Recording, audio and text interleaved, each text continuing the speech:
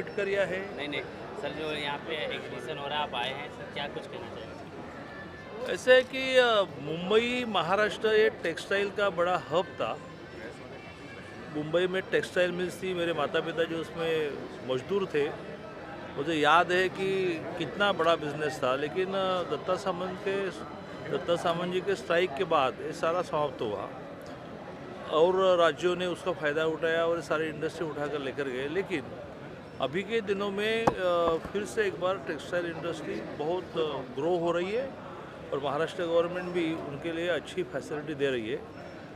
इस एग्जीबिशन में 3 दिन में अच्छी बिजनेस होगी। लगभग वो बोल रहे हैं कि कुछ हज़ार करोड़ का सेल होगा, क्योंकि गांव-गांव में जो बड़े डिस्ट्रीब्यूटर रहते हैं वो परचेस के लिए आएंगे। टेक्निकल टेक्सटाइल ये एक बड़ा फील्ड है कि जिसमें हम भारत अब एक्सपोर्ट में 2 नंबर पे जा रहे हैं। गारमेंट एक बड़ा बिजनेस है कि जिसमें अपने ब्रांड से जाना चाहिए, तो वो भी एसोसिएशन प्रयत्न कर रही है। तो आने वाले दिनों में एक नई टेक्सटाइल पॉलिसी हम बनाने जा रहे हैं, शायद मार्च के अधिवेशन में घोषित करेंगे, जिसमें इस इंडस्ट्री जो खेती के बाद ज़्यादा रोजगार देने वाली, खेती के बाद ये कहना गलत होगा, थोड़ा मैं वाक्य पीछे लेता हूँ, शुगर फैक्ट्री के बाद ज़्यादा रोजगार देने वाली ये इंडस्ट्री है।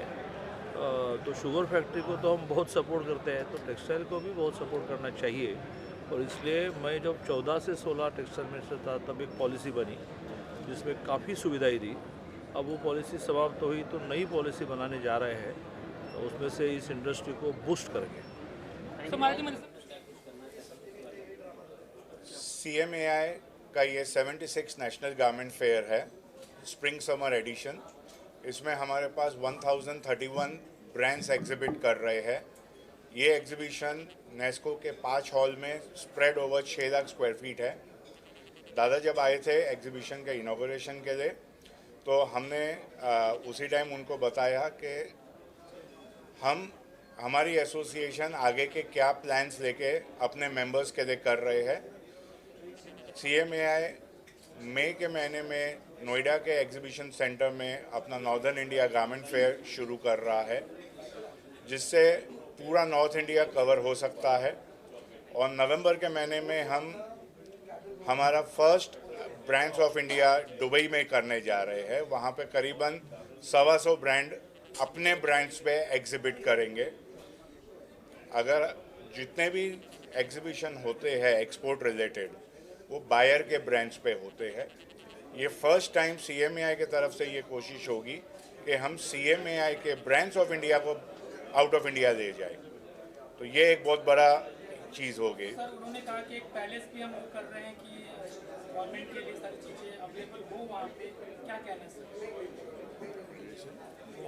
हब गारमेंट अभी हमने एक गारमेंट हब का ये कहा है कि अगर इंटरनेशनली आप देखते हो तो सेंट्रल एक मार्केट बना जाता है जहाँ पर गारमेंट के ट्रेडिंग हब्स बनते हैं, तो डोमेस्टिक और बाहर से कस्टमर्स वो हब में आते हैं।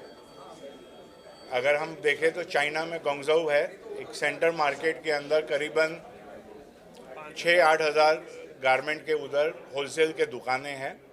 तो वैसा हमने दादा से प्रस्ताव रखा है कि अगर ऐसा कुछ गवर्नमेंट करती है जिससे मुंबई एक अपने जो ओरिजिनल मुंबई का चार्म था, ये ग्लैमर था, वो फिर से वापस आएगा। सर, आप क्या कहना चाहते हो कि अगर 80% बिजनेस मुंबई से होता है गवर्नमेंट का, तो धीरे धीरे कंपनियां यहाँ से शिफ्ट हो रही है, तो उसके लिए आपने क्या बातें की सर? अदर स्टेट्स जो हैं वो उनको सब्सिडीज़ दे रहे हैं, जिसके लिए और सब्सिडीज़ के लिए हमने दादा से भी रिक्वेस्ट की है, और दादा बहुत प्रोएक्टिव हैं। उन्होंने हमको ऑलरेडी इलेक्ट्रिकल सब्सिडी का भी पास कर दिया है, जो पहले था फिर बंद हो गया था, उन्होंने फिर से उसको स्टार्ट कर दिया। और भी सब्सिडीज़ के लिए हम दादा से बात कर रहे हैं। तो वी वांट कि the garment business to come back to Bombay like it was 10 years back, 15 years back. Sir, आप क्या कहना चाहते हो कि सर अगर देखा जाए तो बहुत पहले कि गवर्नमेंट इधर के लिए बहुत एक हब माना जाता था, अब धीरे धीरे कंपनियां शिफ्ट हो रही हैं और आ भी रही हैं, लोगों से क्या अपील करना चाहते हैं? नहीं, मैं तो यही कहूँगा कि एक समय पे जैसे आपने बताया कि बॉम्बे एक प्रिंसिपल प्रीमियर लोकेशन था गारमेंट इंडस्ट्री के लिए, लेकिन बाकी के जो स्टेट्स थे वो धीरे धीरे एग्रेसिव मार्केटिंग पॉलिसीज़ इंट्रोड्यूस करके काफ़ी जो नए फैक्ट्रीज आ रहे थे, एक्सपेंशन जो कर रहे थे, वो अलग अलग स्टेट्स में जाने लगे, जैसे कि गुजरात है, मध्य प्रदेश है, बेंगलोर, कर्नाटका है।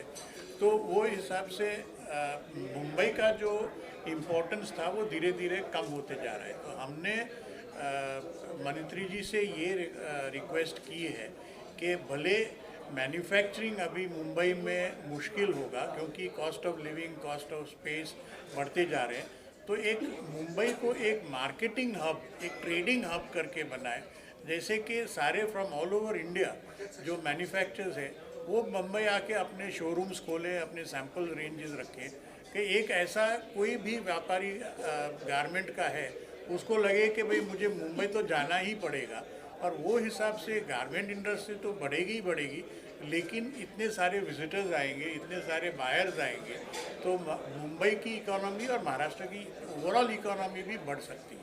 राजस्थान में कुल कितने स्टॉल लगे हैं, कहाँ से लोग आए हैं, क्या मुंबई से, बाहर से, कहाँ से? महाराष्ट्र से करीबन 70% पार्टिसिपेंट्स है और 30% ऑल ओवर इंडिया से है। इसके अलावा क्या कुछ मतलब मैसेज देना चाहेंगे जो बिजनेसमैन है, जो किस तरह के इनोवेशन में एग्जीबिशन में शामिल होना चाहते हैं, वो हो गए, क्या? सर देखिए, जितनी नेस्को में जगह है वो हमारी पूरी जगह करीबन 5 दिन में ब्लॉक हो जाती है।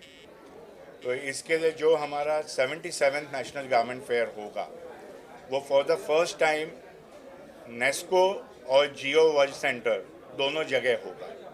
फर्स्ट डे क्या परफॉर्मेंस मिला फर्स्ट डे का?